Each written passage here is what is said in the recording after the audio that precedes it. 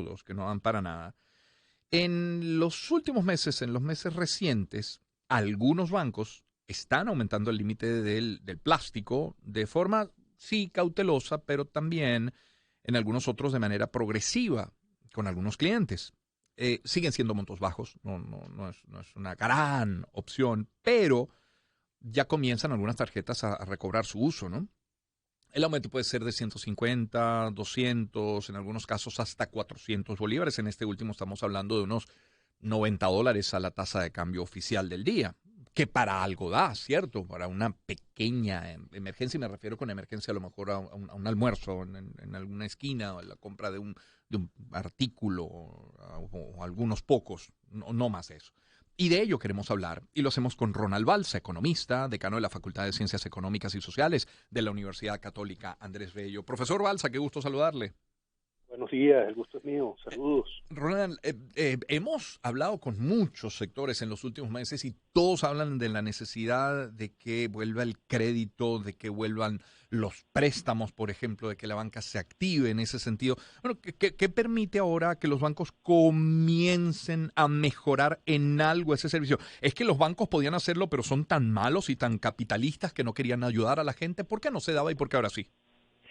Bueno, es bueno empezar por el pasado, A ver. como hiciste hace un momento. O sea, hace 10 años, a pesar de tener control de cambio, las tarjetas de crédito en Venezuela servían para viajar.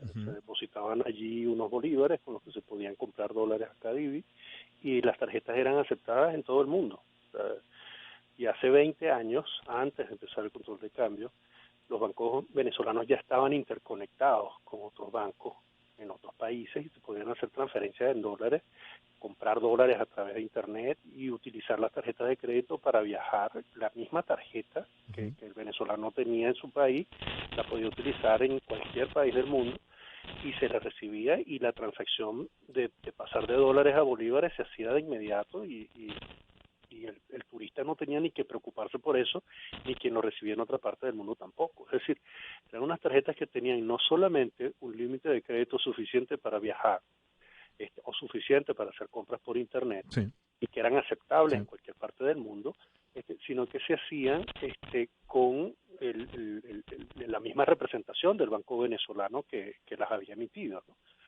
Toda su conexión con Visa, Claro, de Mastercard y claro, todo aquello claro. que es la cadena que sirve en todas partes. Así Ujú, que el problema no es falta de interés de la banca ujú. en poder tener ese servicio para la población. Lo que ocurrió durante todo este tiempo, desde el 2002 para acá, fue que el aumento de la inflación, el endurecimiento de los controles, la caída en el ingreso petrolero que implicó una menor distribución a través de Cadivi, hizo que los bancos tuvieran una menor, el patrimonio de los bancos se encogiera en términos relativos, a lo que podían ofrecerle a los clientes. Y las políticas como por ejemplo el encaje legal que se puso en el 2019 le impidieron todavía más ejercer la función de prestamista, Ujú. de intermediario, que es esencial. Por eso hemos llegado al punto en el que es una noticia que un banco vuelva a tener una tarjeta de crédito que te permita Sí, ir a una esquina a almorzar, ¿no? sí.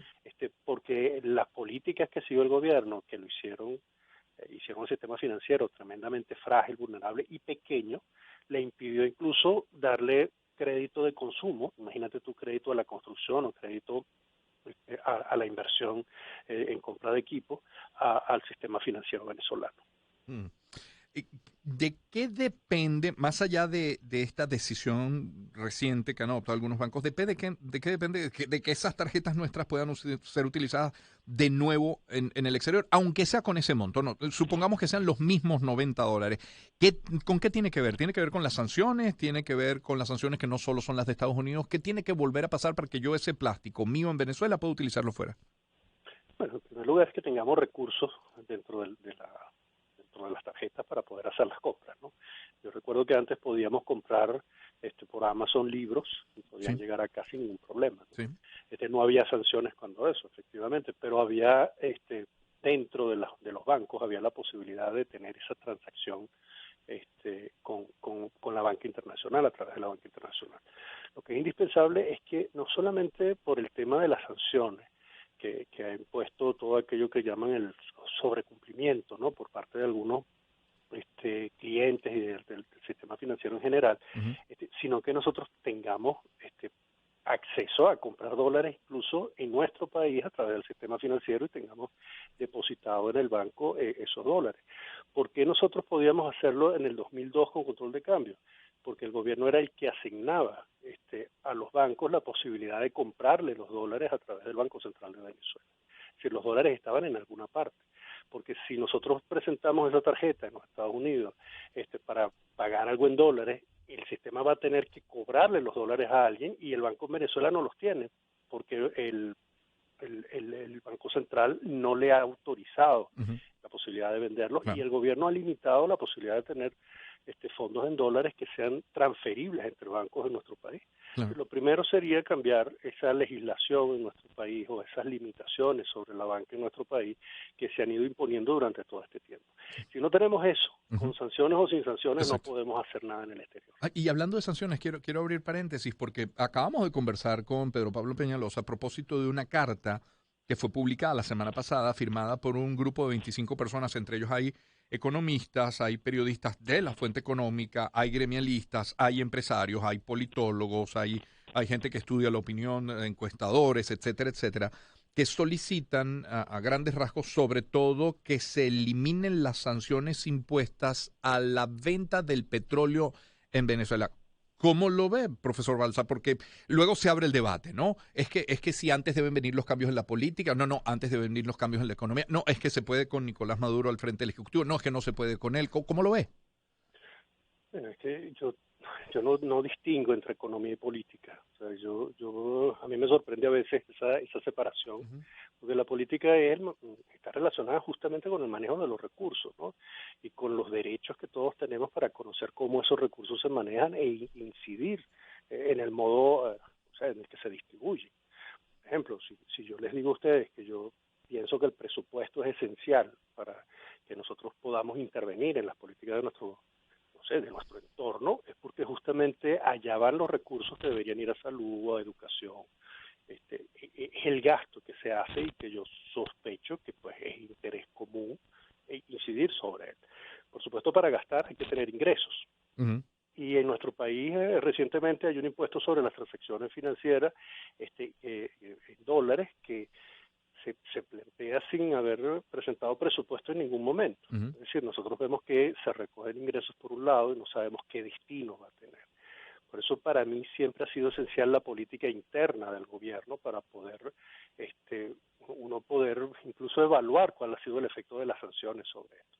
Y yo sí creo que la discusión ha sido muy incompleta en muchos aspectos. O sea, cuando en Venezuela se discute si hay que mantener las sanciones o no, yo quisiera que con el mismo énfasis se dijera que el gobierno debe presentar sin ninguna condición de ningún tipo, porque es un derecho Ujú. político, es un derecho constitucional, debe presentar el presupuesto a la nación y decir cómo esas sanciones han incidido sobre el desempeño de la economía venezolana. Pero si no, pareciera que todo depende de algo que está fuera del país. Sí. En mi caso particular, las sanciones me parece que al haberlas impuesto se presumió que iban a tener un efecto inmediato en el cambio de gobierno y no lo tuvo, Ujú. como no lo tuvo en Cuba. Y el hecho de mantener las sanciones durante mucho tiempo ha contribuido a aislar, no digo yo el sistema financiero venezolano, Ujú.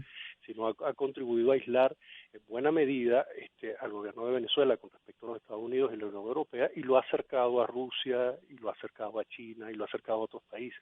Es decir, la decisión de poner o quitar sanciones es algo que ha sido tomada en el exterior pensando en aspectos geopolíticos que posiblemente nos involucran a nosotros muy poco.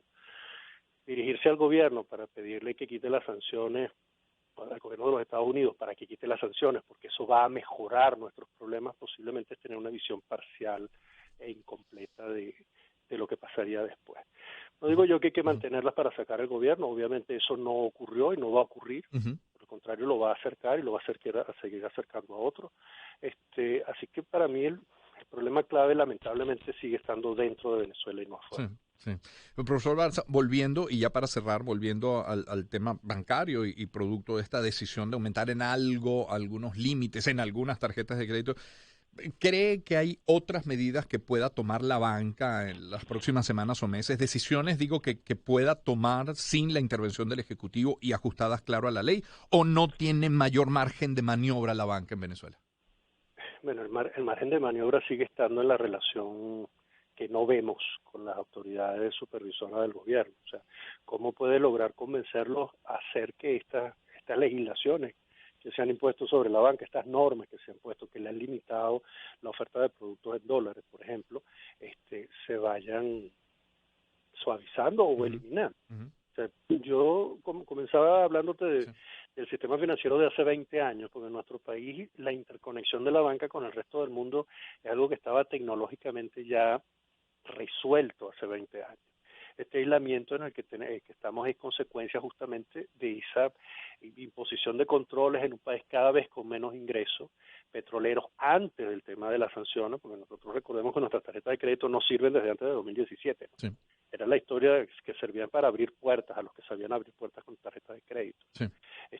Entonces, no es el sistema financiero el que puede de alguna manera avanzar sin que el gobierno le haga retroceder.